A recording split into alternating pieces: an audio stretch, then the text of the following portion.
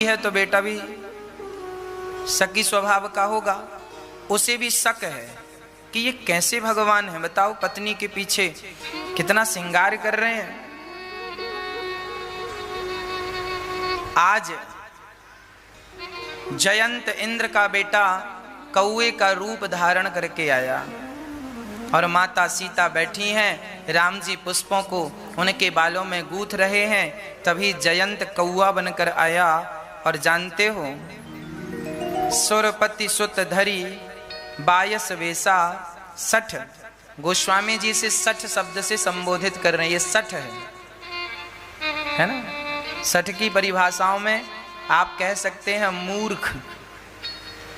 सठ चाहत रघुपति बल देखा। आज ये दुष्ट व्यक्ति, सठ व्यक्ति, ये भगवान रघुनाथ जी का बल देखना चाहता है कि देखें तो सही कितने बलवान हैं। तो कौए का रूप धारण किया जयंत ने और माता सीता के चरणों में उसने एक चोंच मार दी। कौआ की चोंच बड़ी पैनी होती है, नुकीली होती है।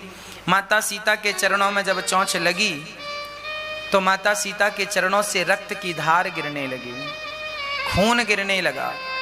माता सीता के चरण बड़े कोमल थे ना, तो चरणों में चोंच मारा। सीता चरण चोंच हति भागा, चोंच मार के भागा। मूढ़ मंद मति कारण कागा। गोस्वामी जी लिख रहे हैं भगवान की परीक्षा लेने के विचार से उसने ये धृष्टता की। जब माता सीता के चरणों में से रक्त निकला और रक्त निकल के वो रक्त भी, देखिए माता सीता का अनुराग, कि माता सीता का के चरणों से जब रक्त निकला तो वो रक्त भी रघुनाथ जी की तरफ भागा। मतलब माता सीता का रोम रोम केवल राम राम जपता है, तो रघुनाथ जी के ओर वो रक्त भागा। तो राम जी के पांव के पास वो रक्त आया। राम जी ने देखा, अरे ये आपके पांव से रक्त कैसे निकल रहा है। सीता जी ने कोई जवाब दिया नहीं। रघुनाथ जी तो अत्यंत कृपालु हैं, अति कृपालु रघुनायक, सदा दीन पर नेह। तासन आई कीन छलू मूरख अवगुण गेह।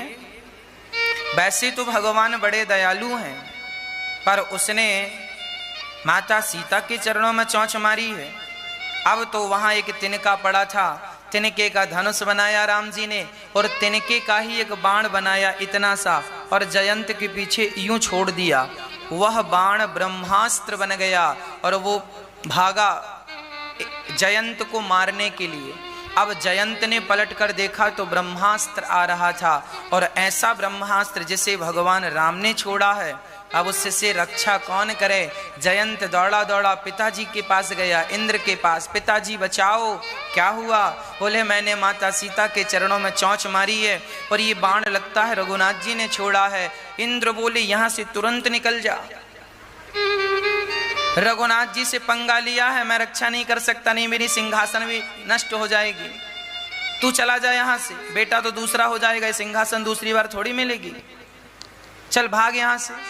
और किसी से पंगा लिया होता तो मैं तेरे पक्ष में झगड़ा करता, पर तू राम जी से पंगा लिया, चल निकल जा। पिता ने घर से निकाल दिया, निकल। ब्रह्मा जी के पास गया, ब्रह्मा जी ने कहा बाहर बाहर, अंदर आने की जरूरत नहीं, बाहर बाहर। शंकर जी के पास गया, सबने बाहर का रास्ता दिखाया। अरे पंगा भी तुमने किससे लिया है।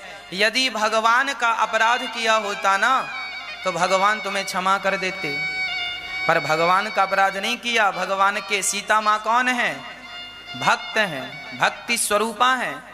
भगवान का अपराध कोई कर दे तो भगवान उसे क्षमा कर देते हैं, पर भगवान के भक्त का कोई अपराध कर दे तो भगवान उसे कभी क्षमा नहीं करते। जयंत यहाँ से वहां, यहाँ से वहां जब भागा तब नारद देखा बेकल जयंता, लागे दया कामल चित संता। नारद जी ने देखा कि ये जयंत पूरी दुनिया में यहाँ से वहाँ भाग रहा है। तब संत हृदय था। नारद जी तो दयालु हैं, संत हैं, और संत वैसे भी स्वभाव से दयावान होते हैं। नारद जी को बड़ा दर्द हुआ, दया आई, बुलाया, ए जयंत यहाँ आओ। क्या हुआ बेटा, तू क्यों यहाँ से वहाँ भाग रहा है? नारद जी बचा लो मुझे, मैंने अपराध कर दिया है। माता सीता के चरणों में चोंच मारी और रघुनाथ जी का मैं बल देखना चाहता था, ये बाण मेरे पीछे लग गया है, प्रभु मुझे बचा लो। तब नारद जी ने कहा एक ही उपाय है, तू बच सकता है।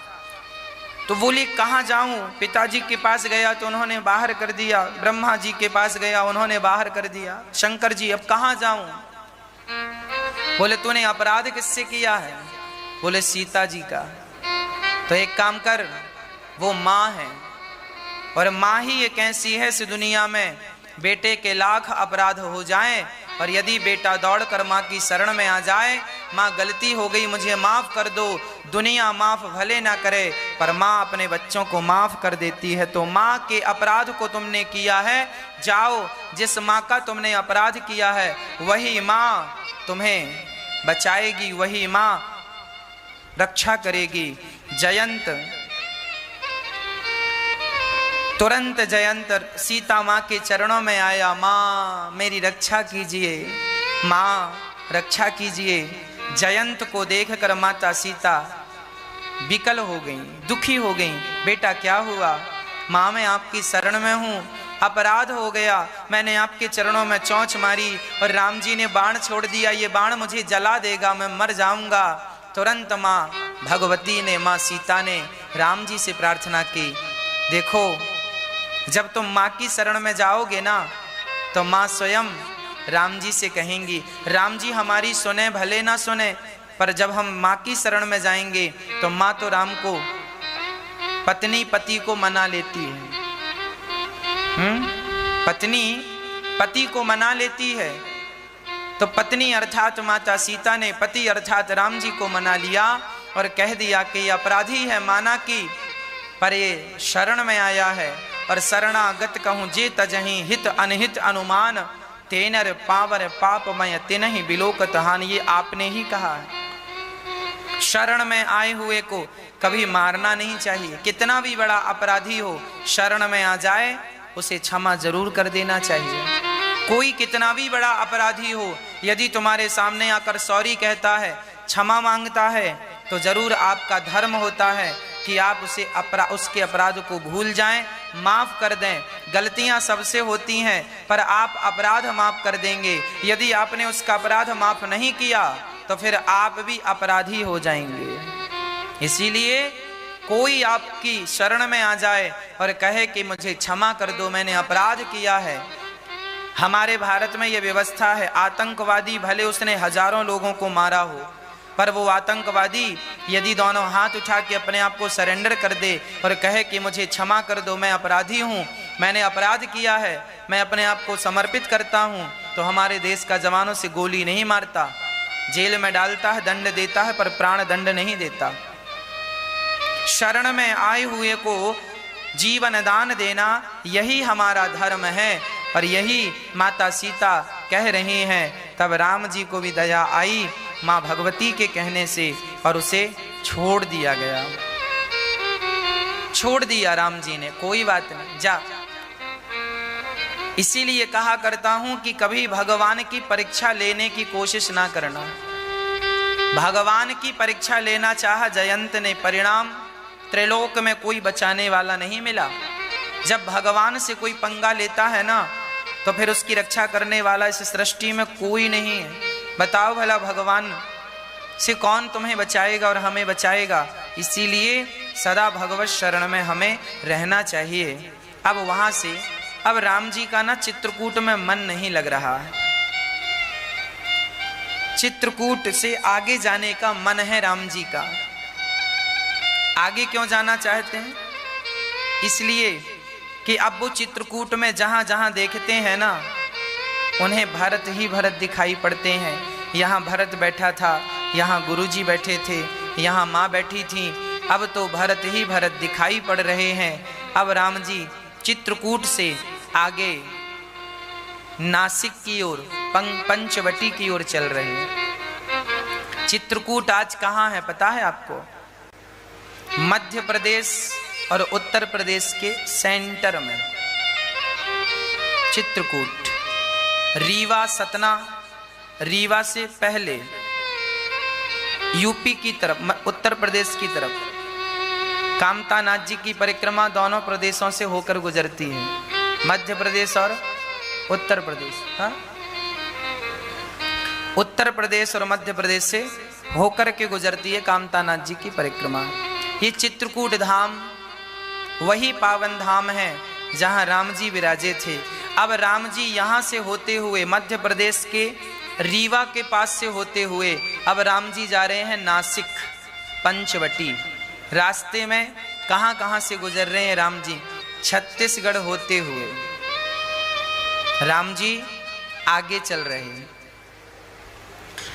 अब राम जी जैसे ही आगे चले तो सबसे पहले पास में ही, चित्रकूट के पास ही अत्रि जी का आश्रम था। अब राम जी आगे क्यों जा रहे हैं? क्योंकि आगे नहीं जाएंगे तो संतों का दर्शन कैसे होगा। अत्रि जी का आश्रम था। ये वही अत्रि जी हैं जिनकी पत्नी का नाम अनसुईया है। अनसुईया माँ अत्रि जी के साथ प्रेम पूर्वक जंगल में रहती हैं और प्रेम पूर्वक पातिव्रत धर्म का निर्वहन करती हैं। राम जी चले तो चलते चलते राम जी पहुंच गए अत्रि जी के आश्रम में। अत्रि जी ने भगवान को प्रणाम किया। करत दंडवत मुनि उरलाए, प्रेम वारिदौ जन अनवाए। देखे राम छवि नयन जुड़ाने। राम की छवि देखकर अत्रि जी के नयन जुड़ाने। लोग गांव में बात कहते हैं, छाती जुड़ा गई। भाषा जानते हैं? नहीं जानते। कलेजे को ठंडक पड़ गई, ऐसा बोलते हैं ना। पड़ गई तुम्हारे कलेजे को ठंडक। उसी को सामान्य गांव की भाषा में गोस्वामी जी यहाँ उस भाषा का प्रयोग कर रहे हैं। देखे राम छवि नयन जुड़ाने। राम की छवि देखकर नयनों में थोड़ी सी ठंडक आई। जुड़ाने मतलब ठंडक आई। ये गांव की भाषा में ये शब्द आज भी प्रयोग होते हैं। ये उसी तरफ की भाषा है। रीवा, सतना, वो मध्य प्रदेश का आधा बेल्ट इसी भाषा का प्रयोग करते हैं वहां। तो देखे राम छवि नयन जुड़ाने, सादर निज आश्रम तब आने। अत्रि जी के नयन जुड़ा गए मतलब आनंद से भर गए, मतलब शांति मिल गई। आज आंखें तृप्त हो गईं राम को देखने के लिए। शायद ये आंखें अभी तक इंतजार कर रही थीं, अब तो राम को देखकर ठंडक मिली है। हाथ जोड़कर श्री अत्रि जी प्रार्थना कर रहे हैं। नमामि भक्तवत्सलं कृपालुशील कौमिलं, भजामि ते पदाम्बुजम् अकामिनां स्वधामदं। निधाम श्याम सुन्दरं भवाम्बुनाथ मन्दरं, प्रफुल्लकञ्जलोचनं मदाधिदोषमोचनं, प्रलम्बबाहुविक्रमं प्रभुप्रमेय वैभवं, निषङ्गचापसायकं नरं त्रिलोक्यनायकं, दिनेशवंशमण्डनं महेश चापि खण्डनं मुनीन्द्र सन्तरञ्जनं सुरारिवृन्दभञ्जनं मनोजवैरिवन्दितं अजादिदेवसेवितं विशुद्धबोधविग्रहं समस्तदोषापहं नमामि इन्द्रापति सुखाकरं सतां गते भजे सशक्तिसानुजं सचीपते प्रियानुजं त्वदङ्घ्रिमूलये नरा भजन्ति हीनमत्सरा पतन्ति नो भवार्णवे वितर्कवेचि सङ्कुले विविक्तवासिनः सदा भजन्ति मुक्तये मुदा निरस्य इन्द्रियादिकं प्रयान्ति ते गतिं स्वकं त्वमेकरं प्रभुं निरीहमीश्वरं विभुं जगद्गुरुं च शाश्वतं तुरीयमेव केवलं भजामि भाववल्लभं योगिनां सुदुर्लभं स्वभक्तकल्पपादपं समं सुवेद्यमन्वहम् अनूपरूपभूपतिं नतोऽहमुर्विजापतिं प्रसीद मे नमामि ते पदाम्बभक्तिदेहि मे पठन्ति ये स्तवम् इदं नरादरेण ते पदं व्रजन्ति नात्र संशयं त्वदीयभक्तिसंयुता विनते कर सिरनाय सिरो विनते कर मुनिनाय सिरो कह कर जोर बहोरे चरण सरोरुह नाथ जने कवहु तजै मति मोर।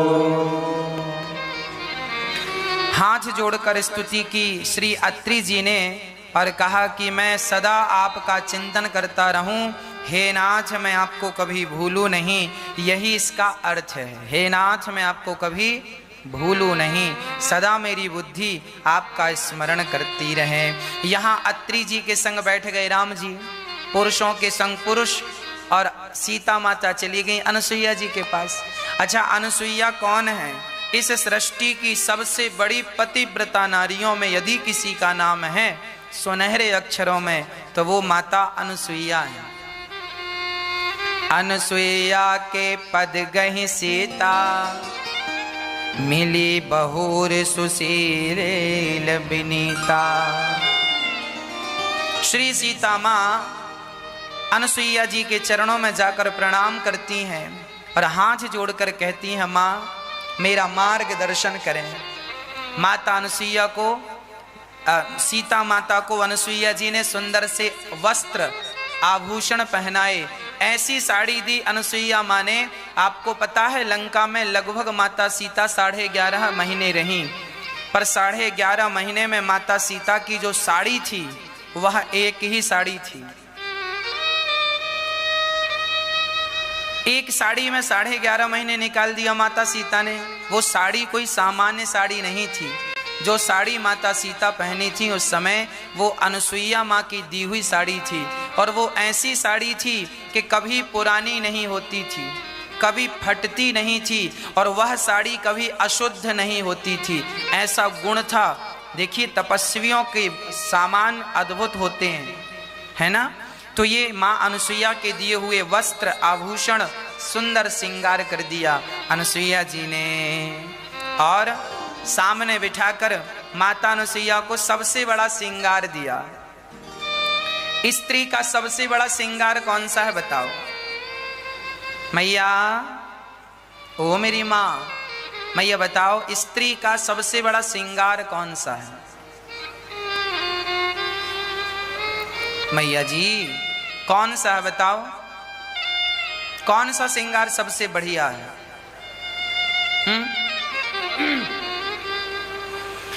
स्त्री जात का सबसे बड़ा श्रृंगार है पातिव्रत श्रृंगार।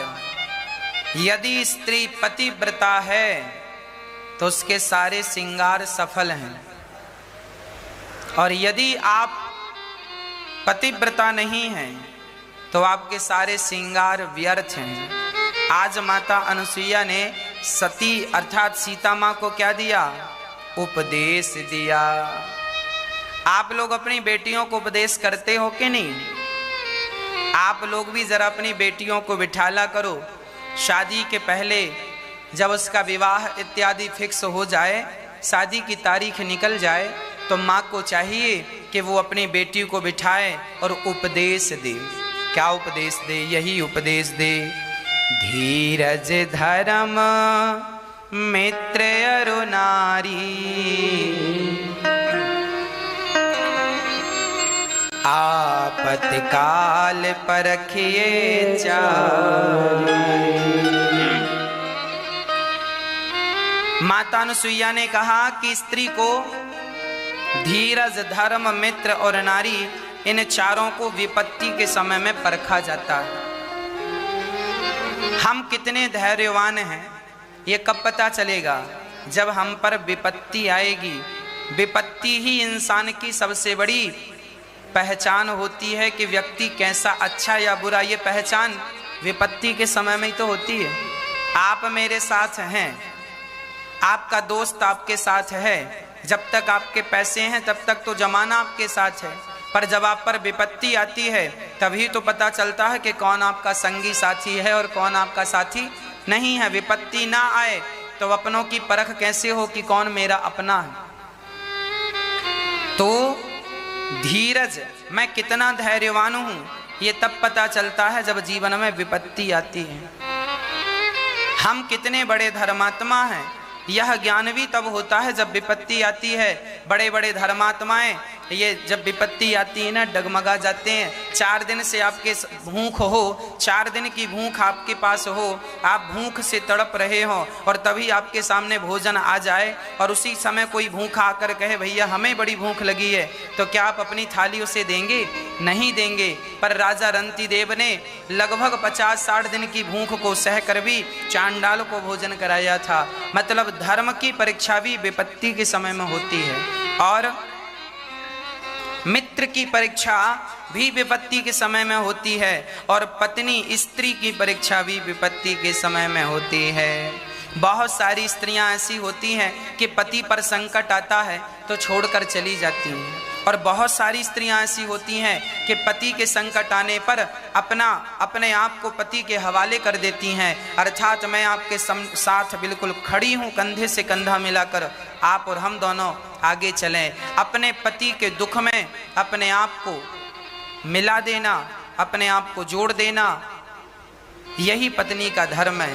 पति के दुख में उसका त्याग कर दे, ऐसी नारी ठीक नहीं है। तो धीरज, धर्म, मित्र अरु नारी, आपत्काल परखिए चारी। 4 लोगों को विपत्ति के समय में परखा जाता है। अनुसुईया जी कहती हैं, सुनो बेटा सीता, बेटी सीता सुनो, हम सभी नारियों को पतिव्रता होना चाहिए। अच्छा, पतिव्रता मतलब? माँ आप समझाइए। बोले जो स्त्री अपने पति का कभी त्याग ना करे, पति कैसा भी हो, पति कैसा भी हो, वृद्ध रोग बस जड़ धनहीना, अंध बहिर क्रोधी अति दीना, ऐसा हूँ पति कर किए अपमाना, नारी पाव जमपुर दुख ना। पति कैसा भी हो, अंधा हो, लंगड़ा हो, बहरा हो, काना हो, पति रोगी हो, निरोगी हो, पति कैसा भी हो, नारी को कभी भी अपने पति का त्याग नहीं करना चाहिए। ये हम नहीं कह रहे हैं, अनुसुईया माँ कह रही हैं, हम तो केवल व्याख्या कर रहे हैं। क्या कह रही है माँ? पति कैसा भी हो मैया, अंधा हो, लंगड़ा हो, बहरा हो, काना हो, कभी भी स्त्री को अपने पति का त्याग नहीं करना चाहिए। एक लड़का मेरे पास आया, बोले गुरुजी हमारी पत्नी मायके चली गई। हमने कहा क्यों मायके चली गई? बोले गुरुजी हमसे रोज कहा करती थी होटल ले चलो खिलाने, होटल ले चलो खवाने, होटल ले चलो। हमारा इतना बजट नहीं था कि होटल में खवाएं, भाग गई मायके। एक सज्जन बोले महाराज जी हमारी पत्नी रोज कहती थी कुल्लू मनाली ले चलो घुमाने, कुल्लू मनाली ले चलो घुमाने, हम नहीं ले गए, सो मायके चली गई। कलयुग में ऐसी पत्नियां हैं। अब बताओ, पति कैसा भी हो, अंधा हो, लंगड़ा हो, बहरा हो, गरीब हो, शादी के पहले ही तुम्हें सब देख लेना चाहिए कि अंधा तो नहीं है, लंगड़ा तो नहीं है, बहरा तो नहीं है, गरीब तो नहीं है। जब शादी कर लिया, माला मंगल सूत्र पहन लिया, उसके नाम की मेहंदी रचा ली, अब धर्म कहता है कि वो तुम्हारा भगवान हो गया, वो कैसा भी है। शादी के पहले तुम्हारी आंखें कहाँ थीं? तुमने क्यों नहीं देखा, क्यों नहीं मुआयना किया, क्यों नहीं निरीक्षण किया, सब प्रकार से क्यों नहीं देखा परखा? अब शादी हो गई, अब वो हर प्रकार से शास्त्र कहते हैं वो तुम्हारा भगवान है। इसीलिए अब पति जैसा भी है उसी के साथ बची हुई जिंदगी निर्वहन करना चाहिए। एक 50 साल की मैया मेरे पास आई, गुरुजी क्या हुआ? बोले मैं पति से परेशान हो गई हूँ, 50 साल की हो गई हूँ, अब मुझे तलाक चाहिए। मैंने कहा तुम्हारे बच्चे कितने हैं? बोले 2 बच्चे हैं, दोनों का विवाह हो गया, दोनों के बच्चे हो गए। लो, बेटों का विवाह हो गया, बेटों के भी बेटा हो गए, और बूढ़ी अम्मा कह रही है हमें तलाक चाहिए। हमने कहा मैया तलाक लेके करोगी क्या? अरे बोले उस आदमी ने जीवन में कभी सुख नहीं दिया, सारी जिंदगी तंग किया, परेशान किया, परेशान हो गई हैं हम उससे, अब तलाक लेना चाहती हैं।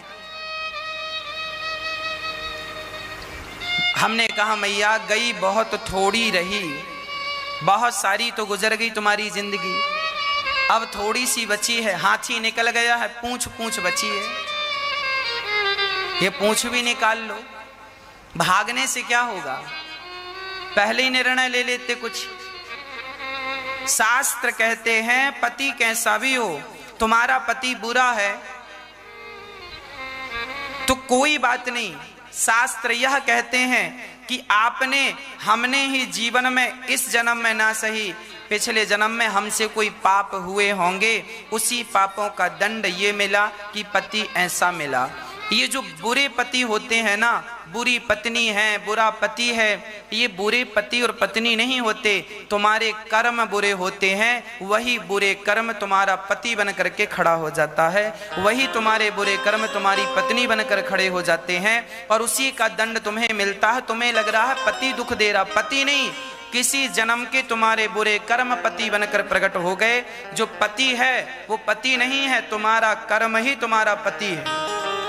तुम्हारा बेटा नहीं है, बल्कि तुम्हारा कर्म ही तुम्हारा बेटा है। बुरा कर्म तो बुरा बेटा, अच्छा कर्म तो